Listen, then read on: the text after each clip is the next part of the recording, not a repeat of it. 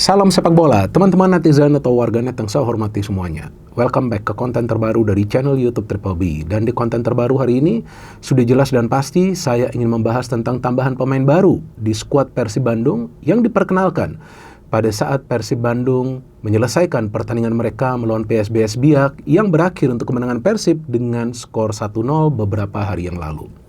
Memang seharusnya saya membuat konten ini kemarin, tapi karena memang kemarin saya berkonsentrasi dan juga fokus untuk membuat konten dari pertandingan English Premier League antara Arsenal versus Manchester United, maka baru hari ini saya punya waktu untuk memberikan sudut pandang saya tentang dua pemain baru ini. Dan seperti yang kita ketahui teman-teman, bahwa kalau kita berbicara tentang kedalaman skuad, sebetulnya Persib sudah punya kedalaman skuad sejak awal musim ini. Artinya setiap area itu sebetulnya sudah tercover. Tapi seperti yang kita ketahui, karena ada beberapa pemain yang dilepas oleh klub, baik secara permanen atau juga dipinjamkan ke klub lainnya, sehingga memang manajemen dari Persib perlu mencari pemain baru, dan setelah berkonsultasi dengan pelatih mereka Boyan Hodak, akhirnya mereka mengontrak dua pemain baru. Yang di luar dugaan saya, mereka mengontrak pemain level dunia. Yes, saya berani mengatakan bahwa Layvin Kurzawa adalah pemain level dunia. Bukan lagi level Asia, apalagi ASEAN. Ini pemain level dunia. Dan betul faktanya bahwa Layvin Kurzawa sudah lama tidak bermain, beberapa bulan terakhir. Tapi kalau yang namanya pemain yang punya kualitas atau teknik permainan tinggi, seharusnya dia tidak membutuhkan waktu yang lama untuk bisa kembali tune in. Cuma tentu, saya yakin bahwa dia tidak akan langsung diturunkan oleh Boyan Hodak. Tapi kemungkinan dia akan diturunkan secara perlahan-lahan untuk menjadi bagian dari starting 11 supaya dia nanti bisa beradaptasi secara baik. Karena kalau tiba-tiba dia langsung dimainkan, contoh, mungkin di pertandingan akhir pekan ini melawan Persis Solo, mungkin belum juga dia berlatih untuk waktu yang lama, belum juga dia mengenal rekan-rekan yang lain, yang dikhawatirkan mungkin nanti dia tidak akan bisa nyetel dengan rekan-rekan yang lain. Maka itu saya pikir kemungkinan dia akan bermain nanti setelah pertandingan melawan Persis Solo. Itu pun tentu setelah Boyan Hodak memonitor seperti apa kesiapannya, baik secara fisik maupun mental. Jadi kalau saya dengan yakin bisa mengatakan ini adalah pemain level dunia, tapi nanti kita tunggu adaptasinya bisa cepat atau tidak. Saya mengatakan itu juga tentang Frans Putros, tentang Federico Barba, tentang Tom He, tentang Eliano Reinders, dan semuanya benar. Memang saya bukan fan dari Persib. Saya perlu mengatakan ini sangat penting, saya perlu mengatakan ini. Karena banyak sekali DM yang saya terima, banyak sekali, saya gak ngerti lah siapa orang-orang ini. Saya gak ngerti mereka fan dari klub mana, tapi ya ini memang adalah bagian dari resiko saya ketika memang saya banyak membuat konten tentang Persib. Tapi mau gimana lagi? Ya karena memang tim ini sekarang sedang berprestasi dan juga ya memang lagi bagus juga permainannya, dan saya suka tim-tim itu yang bermain secara taktis. Boyan Hodak itu kan bisa menyulap tim ini dengan materi pemain yang sudah ada.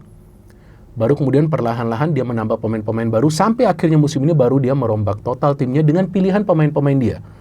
Dan sekarang kita melihat simsalabim, seperti sulap saja kan, Persib berada di posisi puncak untuk sementara.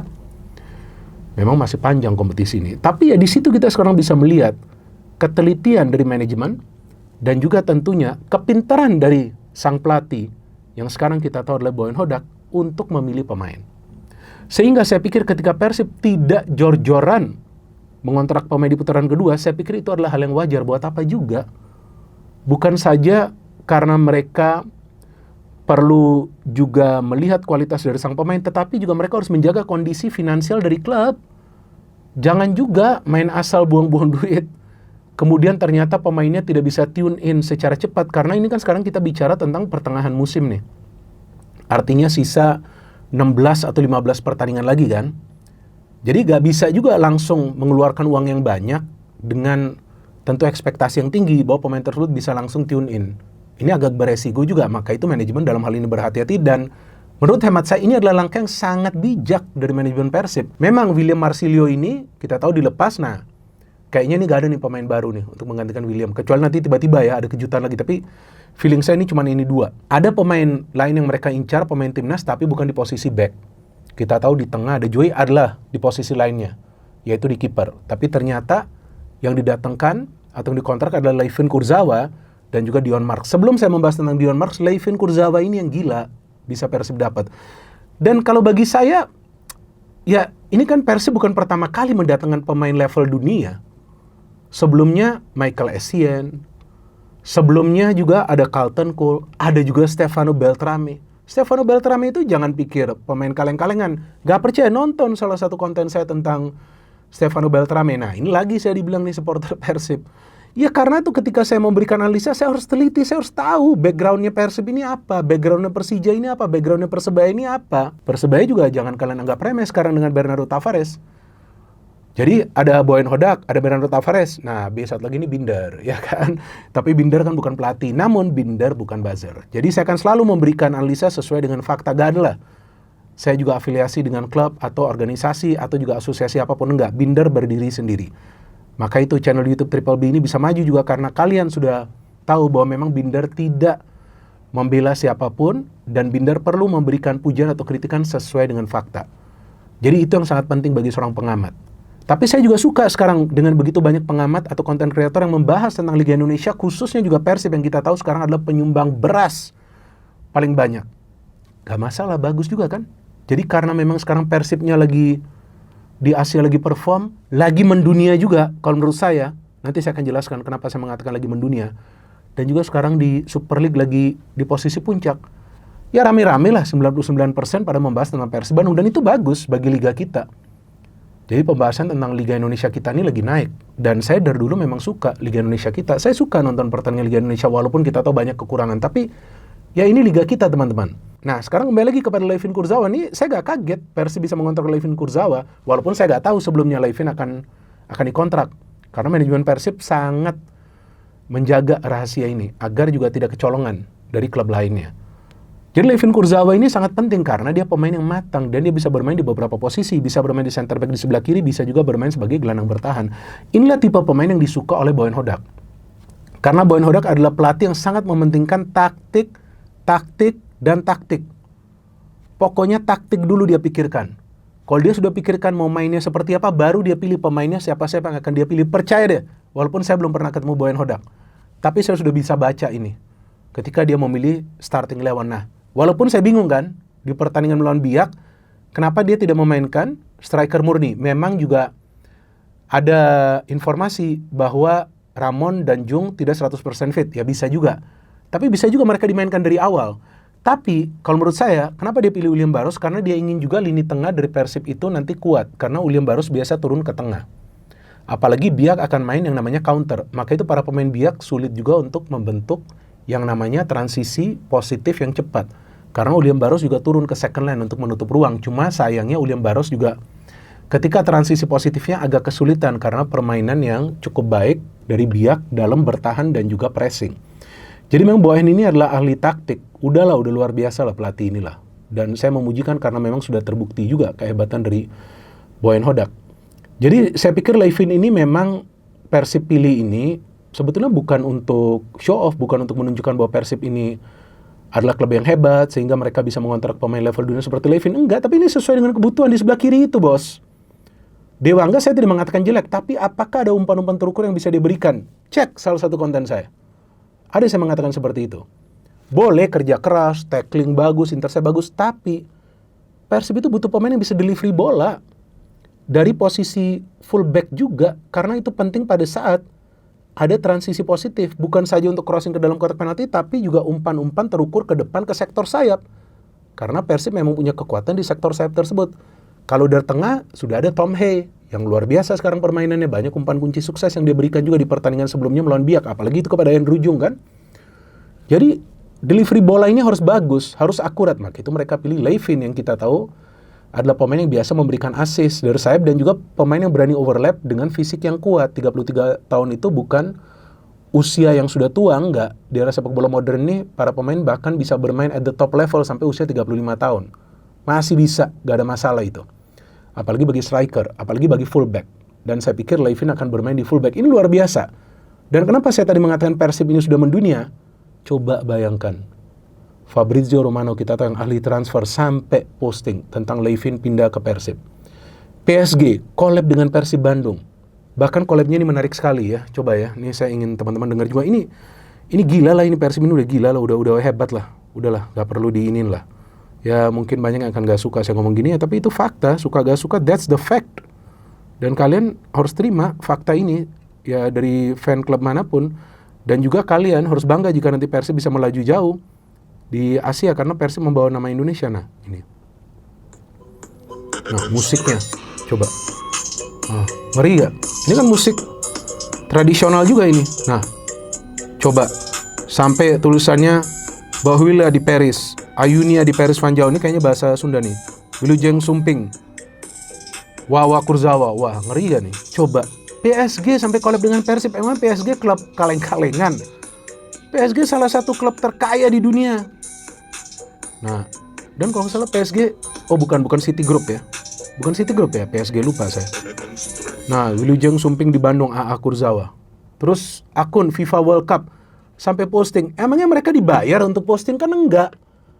Karena mereka tahu Persib ini memang adalah salah satu tim yang memang kita tahu ratingnya tuh sangat tinggi saat ini. Jadi ini sebuah terobosan yang sangat luar biasa bagi Persib, tapi bagi saya gak kaget karena sebelumnya ada banyak pemain-pemain bagus juga yang top level yang mereka kontrak.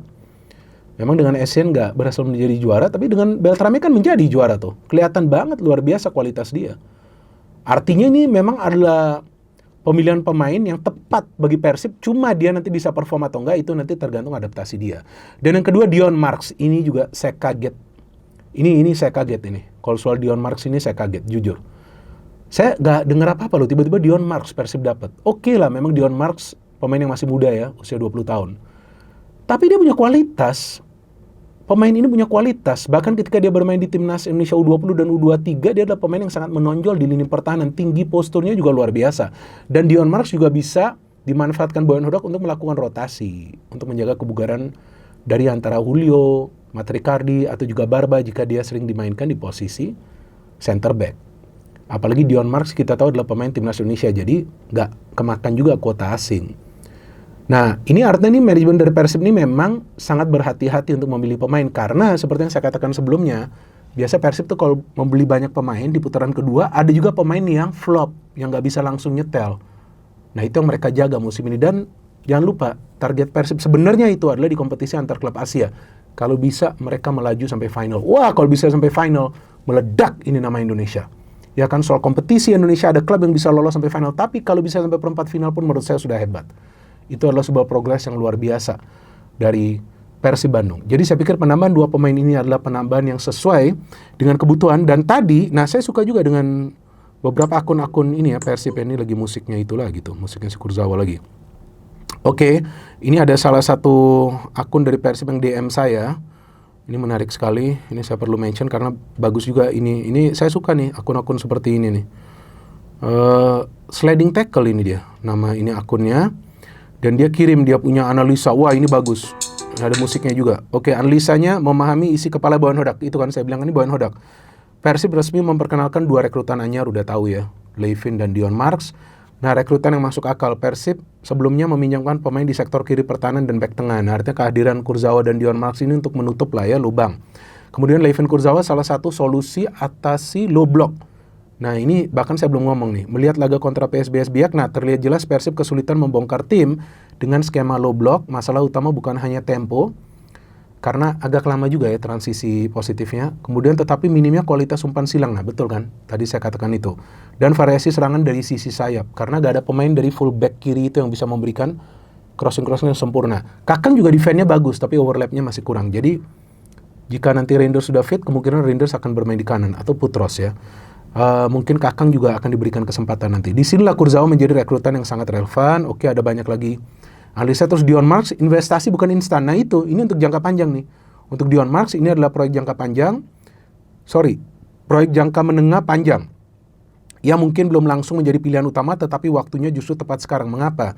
Karena Dion akan belajar langsung dari tim dengan lini belakang terbaik di Liga Indonesia. Oh ya, 2 musim terakhir tuh memang kuat ya.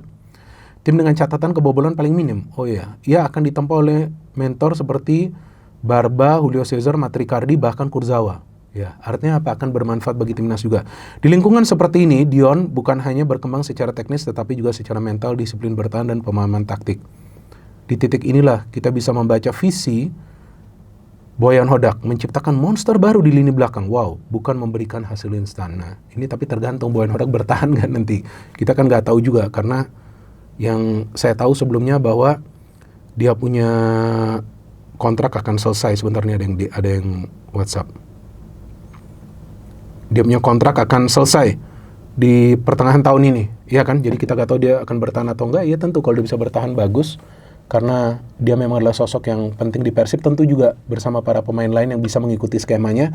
Jadi saya pikir dengan Persib mendunia, ini tentu adalah contoh yang baik bagi klub-klub Indonesia lainnya, bahwa mereka juga harus profesional untuk mengontrak pemain sesuai dengan kebutuhan, dan juga mengontrak kalau bisa pemain-pemain yang memang level dunia, untuk juga bisa meningkatkan kualitas dari Liga Indonesia kita. Saya suka Liga Indonesia, bahkan saya cinta Liga Indonesia, saya cinta timnas, dan memang saya bukan supporter dari salah satu klub di Indonesia, tapi saya sempat suka Persipura Jayapura ketika memang mereka punya banyak talenta-talenta asal Papua, pemain lokal yang bermain di sana dengan beberapa pemain Brazil yang pada saat itu dilatih oleh Jackson F. Thiago. Saya suka banget, bahkan saya pernah nonton match mereka langsung. Pada saat itu mereka bermain di GBK, kalau nggak salah lawan PSMS pada saat itu.